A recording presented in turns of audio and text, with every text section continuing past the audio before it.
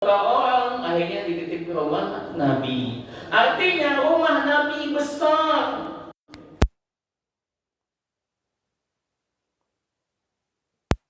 Rumah kita naruh sepeda aja udah penuh, ya kan? Gak punya gudang. Kalau Nabi besar rumahnya, karena hampir sebagian besar orang-orang Makkah menitipkan barang kepada Nabi SAW kalau mereka mau berdagang jauh, ya kan? Kebiasaan mereka kan rihlatas sita'i was sayib, mereka berdagang di musim panas dan musim dingin, ya. Nah, Allah Subhanahu wa taala sempurna kehidupan Nabi. Namun beliau merasa anak beliau dari Khadijah, ya kan, ada berapa orang, 4 orang perempuan, 2 orang laki-laki dari Khadijah. Nah, sempurna kehidupan Nabi, tapi beliau merasa ini kota Makkah. Kenapa orang-orangnya menyembah berhala? Kenapa orang-orangnya tawaf dalam keadaan sambil telanjang di kota mengelilingi Ka'bah? Kenapa mereka saling berperang? Mengapa mereka membunuh anak-anak perempuan? Gelisah jiwa Nabi SAW. Kemudian beliau bertahanus. Maka fase yang keempat yang beliau lalui adalah fase bertahanus. Bertahanus itu berdiam diri untuk bermuhasabah. Dan itu bukan hanya Nabi SAW yang melakukannya. Nabi-nabi terdahulu melakukannya. Nabi Ibrahim, Nabi Musa melakukannya. Semua nabi hampir melakukannya. Bertahanuslah di Gua Hira, dan Gua Hira itu tak gampang naiknya. Mendaki, apalagi di zaman itu, zaman sekarang aja dengan tempat yang batu-batu yang celahnya sempit, ya kan? Itu capek lelah untuk mencapai ke sana. Apalagi orang gendut kayak saya ini baru naik setengah, mundur saya, ya kan? Gak kuat. Padahal sudah ada anak-anak tangga, batu-batu yang sudah disusun. Zaman Nabi belum ada itu. Nabi SAW mendaki Gua Hira itu, bermalam di sana, kadang-kadang 3 hari, kadang-kadang sepekan. Habis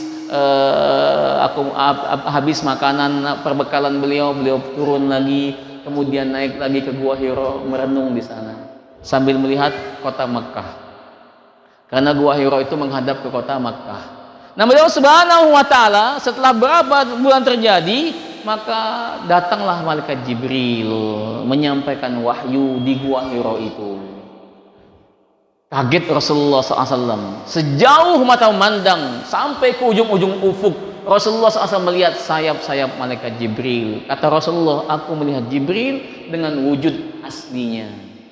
Maka Jibril ini berkata kepada Nabi SAW, Iqra ya Muhammad. Baca wahai Muhammad. Ma ana biqari, aku tak bisa membaca. Iqra ya Muhammad. Ma ana biqari, aku tak bisa membaca. Iqra ya Muhammad, baca wahai Muhammad. Ma ana biqari, aku tidak bisa membaca. Nabi adalah orang yang jujur. Baca wahai Muhammad. Kata Nabi, aku enggak bisa baca. Coba malaikat Jibril datang ke saya, ya kan? Iqra ya Sobri. Baca apa? Ya kan? Sok tahu kita, ya kan? Baca apa? Baca aja. Padahal kita enggak tahu. Kalau Rasulullah, Iqra ya Muhammad. Ma ana biqari, aku enggak bisa baca. Dan tidak bisa baca Nabi sallallahu alaihi wasallam adalah kemuliaan. Nabi tidak bisa membaca dan tulis, itu kemuliaan. Mengapa? Andai Nabi bisa membaca dan menulis, maka orang akan menuduh di akhir zaman, di zaman kita ini, orang akan menuduh Quran adalah buatan Muhammad. Sebab beliau bisa membaca, beliau bisa menulis, beliau membaca literasi dari negara-negara besar di kala itu, kemudian beliau berkarya dengan tulisannya. Nabi nggak bisa baca.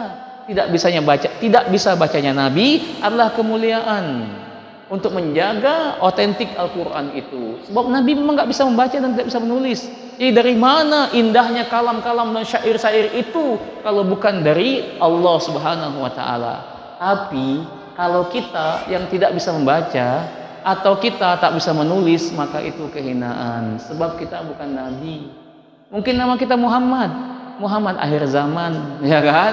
Muhammad akhir zaman ini sholat subuh aja kesiangan, ya. Muhammad bukan nabi kita, ya. Nah, kalau kita nggak boleh, kita harus bisa membaca, kita harus bisa menulis.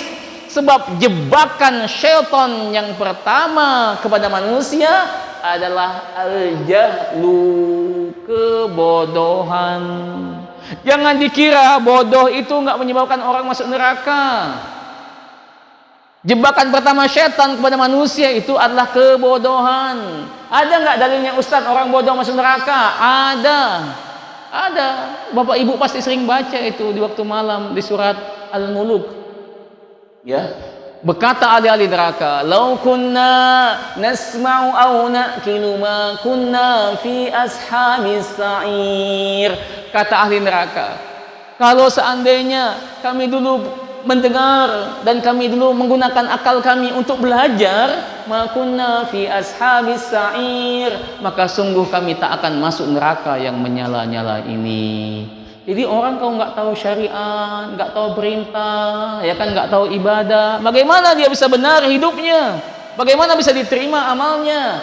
Maka kalau Nabi nggak bisa membaca, nggak bisa menulis, Nabi adalah kemuliaan karena beliau nanti akan dituduh. Kalau bisa membaca dan menulis, orang akan menuduh Nabi membuat Quran ini. Tapi kalau kita nggak boleh, kita harus belajar, kita harus banyak tahu tentang syariat agama kita. Ya, agar supaya kita tidak salah dalam beramal dan beribadah. Di Pekor, sore-sore istri saya ngajak jalan-jalan ke Bagorsia, ada acara lu di sana. Ya udah ya, sore jalan habis asar, nyari-nyari muter-muter masuk maghrib. Saat masuk maghrib, nyari musola dekat situ. Ada musola dekat situ. Rame orang sholat, ngantri wudhu. Di depan saya ada bapak-bapak. Dia wudhunya sembarangan. Wudhunya sembarangan. 95% bapak itu wudhunya salah. Padahal bapak-bapak, bukan anak-anak. Kalau anak-anak wajar lah. Ini bapak-bapak wudhunya sembarangan. 95% wudhunya salah. 5% wudhunya benar karena dia wudhu pakai air keran. Kalau dia wudhu pakai air kopi, ya kan, 100% salah, ya kan. Untung dia wudhunya pakai air keran, masih ada benernya dikit, ya kan. Nah, orang itu sudah tua tapi wudhunya salah, mesti dia nggak belajar. Kalau dia nggak belajar, bagaimana sholatnya bisa benar? Maka salah satu metode belajar adalah dengan nasma', dengan mendengar. Hidupkan majlis taklim, ya kan? Hadiri majlis taklim, karena cara belajar yang pertama manusia adalah nasma'. Kita contohkan, karena yang pertama kali Allah Subhanahu wa ta'ala sebut dalam Al-Qur'an adalah pendengaran.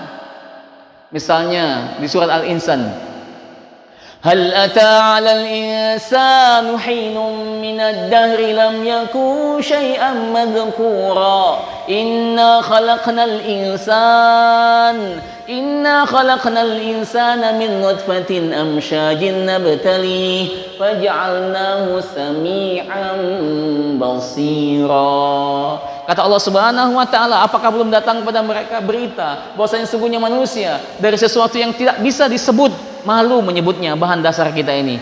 Inna khalaqnal insana min nutfah, kami ciptakan manusia dari sperma, amsyajin nabtalih, yang bercampur antara laki-laki dan perempuan, faj'alnahu sami'an basira, kemudian dari air hina itu kami ciptakan dia nasma'u wa basir, dia bisa mendengar dan dia bisa melihat. Jadi bayi itu dalam perut pertama kali dia belajar dengar, pertama kali dia belajar mendengar. Jadi jangan tidak mau mendengarkan ilmu, karena cara belajar pertama adalah dengan mendengar. Saya ngajar hadis di pondok. Salah satu pondok kita itu pondok ABS, An-Nur Boarding School. Metode mengajarkannya, saya tuliskan ayat hadisnya, saya bacakan kepada mereka, kemudian mereka mengulang-ulang. Karena kalau mereka ngapal sendiri kesulitan, tapi kalau mereka tahu, oh ini bacaannya begini, oh ini bacaannya begini, akhirnya mereka lebih gampang untuk paham dan mengerti dan menghafalnya. Karena cara belajar kita nasma'. Rasulullah sallallahu alaihi wasallam ketika turun ayat kepada beliau, kata Allah Subhanahu wa ta'ala, la tuharrik bihi lisanaka lita'jala bih, inna alaina jam'ahu wa qur'anah, fa idza qara'nahu fattabi' qur'anah. Maka Nabi ketika wahyu turun, beliau ingin cepat-cepat menghafalnya. Kata Allah, la tuharrik bihi lisanaka lita'jala bih, tidak usah gesa-gesa engkau menghafalnya. Inna alaina jam'ahu wa qur'ana, sesungguhnya kami akan mengumpulkan Quran ini dalam hatimu. fa idza qara'nahu fattabi' qur'ana. Kalau sudah kami bacakan, maka baru ikuti bacaannya. Berarti cara belajar nasma'. Apabila kami bacakan, baru kau ikuti bacaannya. Para penghafal Quran juga sama, dibacakan oleh gurunya, kemudian baru mereka mengikuti, habis itu baru mereka menghafalnya. Baik, Allah Subhanahu wa taala, maka sampai jam berapa kita ini? Ya kan? Sampai jam berapa, Pak? Saya lupa waktu nanti. Sebenarnya hari ini aja saya 4 ngisi pengajian, Pak. Subuh tadi di subuh di Langkapura ya. Kemudian duha di Enggal, Zuhur di Natar, malam ini di sini. Saya kira tadi suara saya habis, ternyata masih semangat ya, masih semangat. Makanya kasih tahu Pak, kasih kode Pak ya, kasih kode Bu. Kalau misalnya kayak pegel-pegel kaki sudah ya kan, selonjor aja ya. Sebab umur ini kalau udah banyak 40 tahun ke atas, maka biasanya memang sudah pegel-pegel kaki itu ya. Bukan karena sakit, memang karena tua aja ya. Kita ini nggak sakit, enggak, kita ini cuma tua aja ya kan? Gimana kabarnya? Sakit? Enggak, tua aja ya. Kalau tua memang sakit. Baik ya, nanti setengah 10 ya, kita akan tutup ya dengan doa nanti. Nah, Nabi SAW kemudian turun wahyu kepada beliau, Iqra bismi rabbikal ladzi khalaq, khalaqal insana min 'alaq, Iqra wa rabbukal akram alladzi 'allama bil qalam, 'allamal insana ma lam ya'lam. Turun wahyu itu.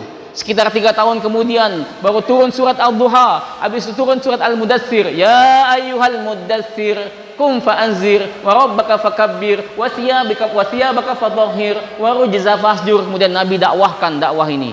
Dakwah beliau berat sekali, ujian-ujian beliau. Banyak orang yang mengecamnya, ingin membunuhnya. Makar mereka ingin menghancurkan dakwah Nabi SAW. Para sahabat-sahabat dibunuh. Ada pengkhianatan di sana. Berat dakwah Nabi. Allah turunkan surat Al-Muzammil, 7 amalan hebat untuk bisa membuat beliau istiqomah dalam kebaikan. Ya ayyuhal muzammil qumil laila illa qalila nisfahu aw inqus minhu qalila aw zid alaihi wa rattil qur'ana tartila inna sanulqi alayka qawlan thaqila inna nashi'atal laili hiya ashaddu wat'an wa aqwamu qila inna laka fin nahari sabhan tawila wadhkur isma rabbika wa tabattal ilaihi tabtila rabbul masyriqi wal maghribi la ilaha illa huwa fattakhidhu wakila wasbir ala ma yaquluna wahjurhum hajrun jamila. 7 amalan hebat. Kalau saya jelaskan di sini sampai jam 10, jam 11, 12 kita ya kan.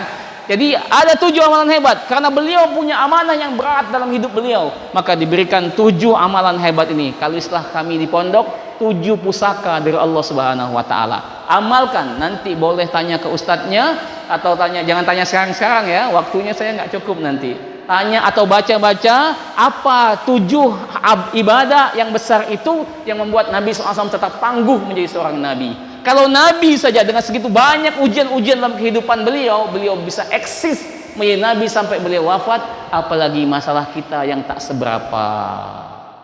Apalagi masalah kita yang tak seberapa. Jaga 7 amalan dalam surat Al-Muzammil ayat 1 sampai ayat 10. Baca aja situ, ada 7. Ya kan? Amalan itu amalkan dalam kehidupan, maka insya Allah hidup akan baik-baik saja. Karena masalah kita dalam kehidupan kita tak sehebat masalah Nabi. Masalah kita ini Pak paling anak mencret, ya kan, istri cerewet, dompet lepet, ya kan. Paling masalah kita cuma segitu aja, ya kan. Nggak sampai heboh-heboh aman masalah kita ini. Kalau kita jaga 7 amalan hebat, maka insya Allah kita akan bisa jalani hidup ini dengan baik. Kemudian dalam proses yang panjang, akhirnya beliau berhasil dalam jangka waktu 23 tahun memimpin orang, memimpin manusia, kemudian sampailah Fathul Mekah. Beliau bisa menguasai kota Mekah, idza jaa nasrullahi wal fath, tapi kemudian beliau tidak mau tinggal di Mekah. Beliau ingin tetap meninggal di kota Madinah ya, sampai beliau wafat. Dan manusia terbaik ya semesta alam yaitu Rasulullah SAW. Dari segala lini kehidupan, laqad kana fi Rasulillahi uswatun hasanah. Dalam segala aspek kehidupan Rasulullah mencontohkannya. Misalnya dalam sebuah hadis, at-tatha'ubu minasyaitan, fa idza tasa'aba ahadukum falyaruddahu mastata', fa inna ahadukum idza qalaha dhahika syaitan. Mana ada agama yang mengajarkan ini kecuali Islam. Kata Nabi SAW, at-tatha'abu minasyaiton, menguap itu dari syaitan. Fa iza tasa'aba ahadukum, maka jika salah seorang kalian menguap, falyaruddahu mastata', maka hendaklah dia usahakan menutupnya. Fa inna ahadukum idza qalaha dhahika syaitan. Kalau ada seorang yang menguap, oh, dhahika syaitan, syaitan tertawa. Agama apa yang mengajarkan sampai urusan nguap, ya kan? Sampai urusan nguap aja ada hadisnya. Nah, Rasulullah SAW udah ajarkan itu semua, maka kita hanya tinggal mempelajarinya saja. Sering-sering duduk dalam majelis taklim, bertambah ilmu, bertambah pemahaman, dan semakin baik juga kita dalam ketaatan. Itu barangkali yang bisa kita bagi. Ada yang pertanyaan? Kalau ada yang pertanyaan silahkan ya. Sebelum nanti kita tutup dengan doa.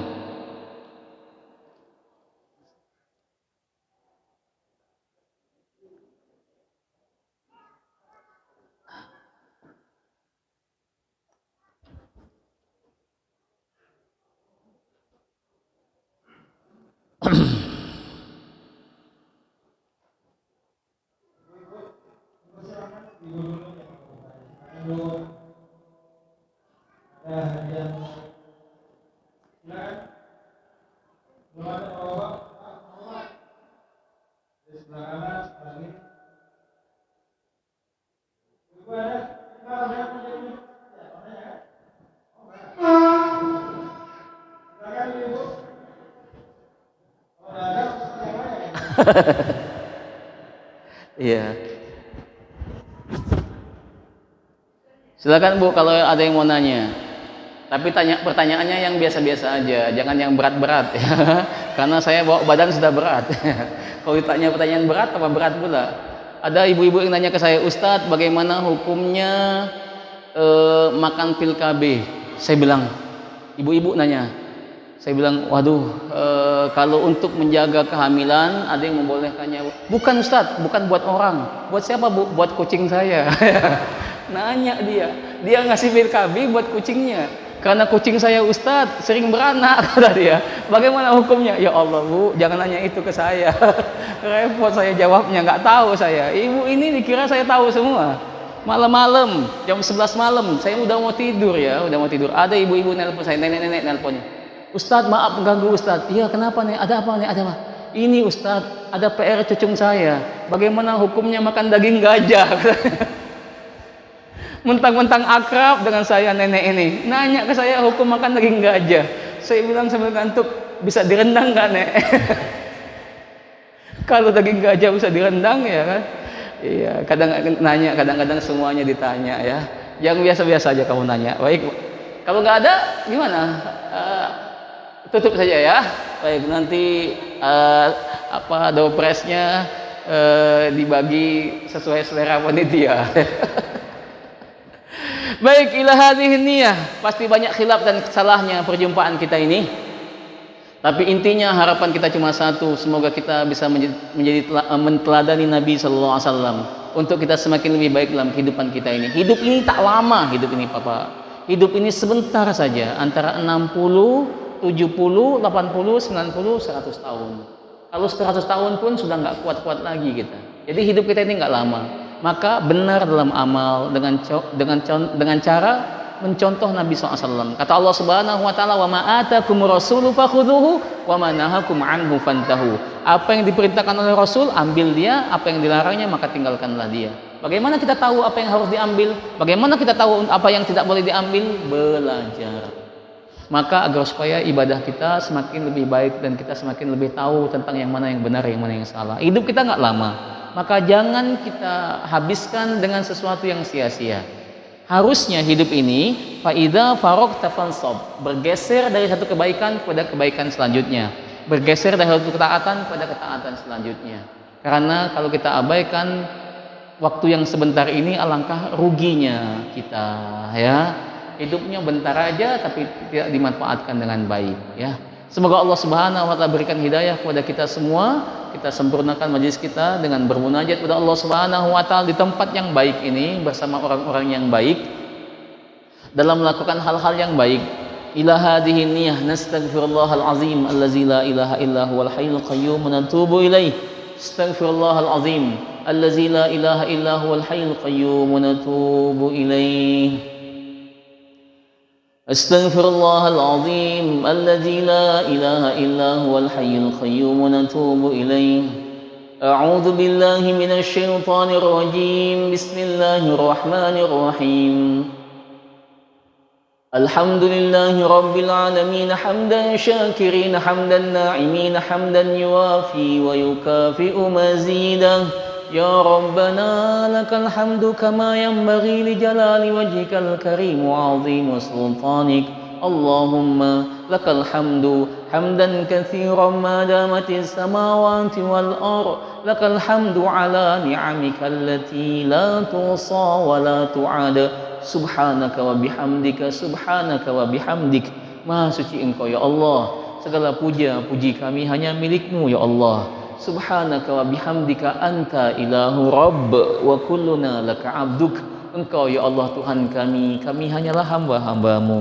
Nas'aluka ya ilahana anta raziq wa nahnul marzuqun. Engkau yang maha memberikan rezeki, kami ini hamba-hamba yang Kau bagi-bagikan rezeki. Antal aziz wa nahnul madlulun. Engkau yang maha mulia, kami ini hamba-hamba-Mu yang hina.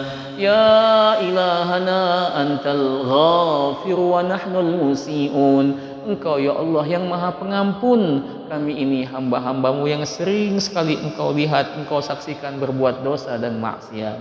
Nas'aluka ya ilahana ya safi'u ya rafiqu fakhrij 'anna min kulli dhik wa la tahmilna ma la nutiq innaka antal malikul haqiq. Wahai Allah yang maha menyembuhkan, wahai Allah yang maha memulihkan, wahai Allah tempat kami bersandar dan menitipkan segala harapan-harapan. Keluarkan dari hati kami kegundahan, kegelisahan, kesedihan. Jangan Kau bebankan pada hidup kami sesuatu yang tak sanggup untuk kami menghadapi dan menjalaninya. Innaka antal malikul haqiq. Sesungguhnya Engkau ya Allah Raja di Raja yang sebenarnya. Nas'aluka ya ilahana ya Hannan ya Mannan ya Rahman ya Ghani ya Hamid ya Aziz ya Jabbar ya Nadir ya Muttali'un ila sarair ya Hayyu ya Qayyum birahmatika nastaghis. Rabbana zalamna anfusana. Ya Allah, kami sering zalim pada diri kami sendiri. Wa illam taghfir lana, jika Engkau tidak ampuni dosa kami, Engkau tidak sayangi, Engkau tidak kasihani kami, lanakunanna minal khasirin. Sungguh kami ya Allah termasuk hamba-hamba-Mu yang rugi. Allahumma ya muqallibal qulub, wahai Allah yang maha membolak-balikan hati, tsabbit qulubana ala dinik, kokohkan hati kami untuk tetap di atas agama-Mu.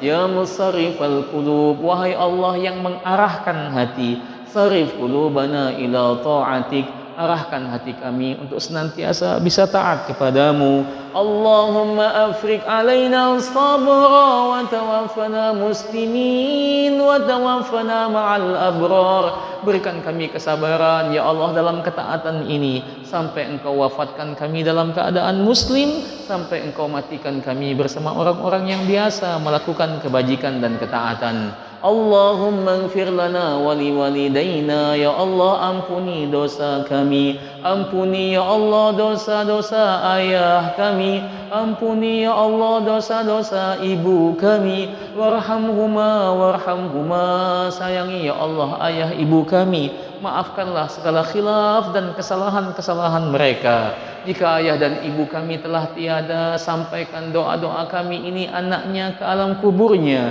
tembuskan doa-doa ini ke alam barzahnya. Jadikanlah ya Allah setiap amal ibadah kami yang tak seberapa, sekecil apapun kebaikan-kebaikan yang kami lakukan, ayah ibu kami juga ya Allah mendapatkan ganjaran pahala dan kemuliaannya. Jika ayah dan ibu kami masih hidup, kuatkan ayah dan ibu kami dalam taat, jauhkan dari dosa dan maksiat, ringankan dan mudahkan ayah dan ibu kami beribadah ya Allah, sampai masa wafatkan mereka dalam keadaan husnul khatimah. Rabbana hab lana min azwajina wa dhurriyyatina qurrata a'yun waj'alna lil muttaqina imama. Rabbana hab lana minas salihin. Rabbana hab lana minas salihin. Ya Allah, anugerahkanlah kepada kami anak-anak yang saleh dan saleha, Bimbing anak-anak kami ya Allah untuk menjadi anak-anak yang saleh dan saleha. Berikan hidayah kepada jiwa-jiwa mereka untuk menjadi anak-anak yang saleh dan saleha, membahagiakan kami di dunia, membanggakan kami ketika melihatnya, dan menyelamatkan kami kelak ya Allah pada yaumil qiyamah. Rabbana wa taqabbal du'a, kabulkan ya Allah doa-doa kami. La ilaha illallah adada ma lahamal uyun, la ilaha illallah adada man kana wa ma sayakun, la ilaha illallah ta'ala Allahi amma yushrikun. Nas'aluka ya mujibas sa'ilin wa ya sami'ud du'a. Wahai Allah yang maha mengabulkan doa, tak pernah kami kecewa dari apa yang kami harap dan kami minta. Hidupkan kami ya Allah dengan kehidupan yang baik, mudahkan kami melakukan hal-hal yang baik bersama orang-orang yang kami cintai, yang kami sayangi, keluarga kami, sahabat-sahabat kami, jamaah kami, orang-orang yang baik yang ada di sekitar kami. Ketika Engkau takdirkan kami bersama mereka dalam ketaatan dan ibadah kepadamu di dunia ini, kumpulkan kami kembali ya Allah dalam naungan cintamu, dalam naungan ridhamu, bersama para nabi dan rasulmu di dalam surgamu Jannatul Firdausi A'la. Ya Allah, jika Engkau berikan kami sehat ini untuk ibadah kepadamu, jika Engkau berikan kami rezeki ya Allah, rezeki ini akan kami isi dengan ketaatan kepadamu. Jika Engkau masih berikan kami waktu besok, lusa, pekan depan, entah sampai kapan hidup ini, berkahilah waktu-waktu kami untuk bisa kami isi dalam ibadah dan ketaatan kepadamu. Allahumma tawaffana wa anta radin anna. Akhirnya ya Allah, jangan Kau cabut nyawa ini dalam keadaan kami bermaksiat kepadamu. Jangan Kau cabut nyawa ini dalam keadaan kami lalai terhadap perintah-Mu. Jangan Kau cabut nyawa ini dalam keadaan kami melakukan dosa di hadapan-Mu. Allahumma tawaffana wa anta radin anna. Namun cabutlah nyawa ini dalam keadaan Kau ridho dengan hidup kami. Cabutlah nyawa ini dalam keadaan Kau ridho dengan amal ibadah kami. Rabbana atina fid dunya hasanah wa fil akhirati hasanah wa qina adzaban nar. Wa sallallahu ala Muhammadin nabiyil ummi wa ala alihi wa sahbihi wa barik wa sallam. Walhamdulillahi rabbil alamin. Hadanallahu wa iyyakum ajma'in. Pasti banyak kurang dan lebihnya, mohon dimaafkan. Subhanakallahumma bihamdika nasyhadu an la ilaha illa anta wa nastaghfiruka wa natubu ilaik. Assalamualaikum warahmatullahi wabarakatuh.